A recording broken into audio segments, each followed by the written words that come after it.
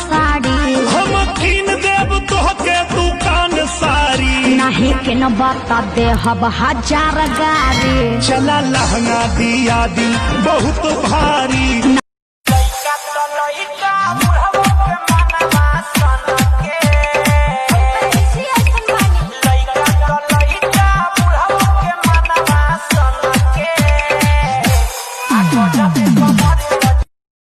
अरे फूल सुंघला से काम चली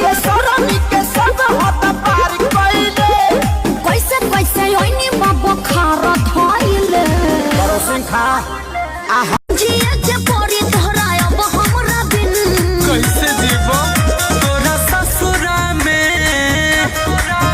तोरा ससुरा में जाके हम किनबौ जमीन ओही बैठै बवा पैसा लुटावेला बेचैन भइल बाड़ा ताहर आदत देखतानी हम कब से दिल में धड़क गइलो तब से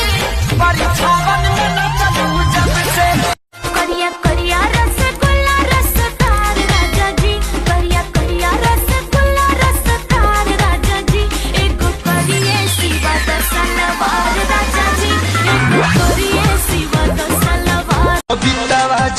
बबीतावा जाले बबीता हो जाले रे भाऊजी कबीतावा जाले सबितावा जाले बबीता हो जाले रे भाऊजी थारे नगरिया हमहू जाई हमरा बोलहू में लागे शरम कके नैहर से हां नैहर से कके नैहर से आई हूँ बिकम बलम बेलनवा ना धरब चलवनी कलम रात भर मच्छर न लगावे मच्छरदानी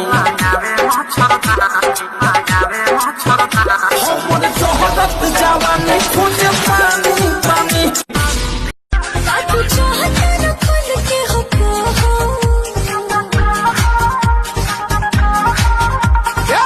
सिंगल सहलू तो डबल सह हमरो राह तू पियावो सुरहे में सुनर लागे हगत रे गतरिया जान सजहू में बनी रे गइलू आँखी के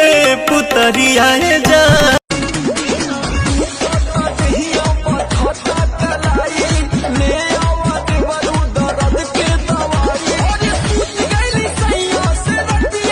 कसम है तेरी तेरा दूल्हा बनूंगा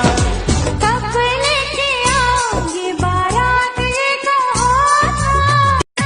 झूठे हवाई फायर मारत रहो हो खाली टुकुर टुकुर यादों जिन्नी हारत रहो हो खाली टुकुर टुकुर यादों अरे दादा ढोढ़ी हो उघार तोरे गरम हो बाजार सिखा दे तनी तोन आराम कर भाभी होते हैं उमर बाबिस तनी लेबे तो ना किस नहीं खुबा चाहबा उमर बाबिस तनी लेबे तो ना किस नहीं खुबा चाहबा उतने ससुरा सैया के सजबो हिल ना होखे रबर वाला चोली किन के दिहाए यरम को ढील ना होखे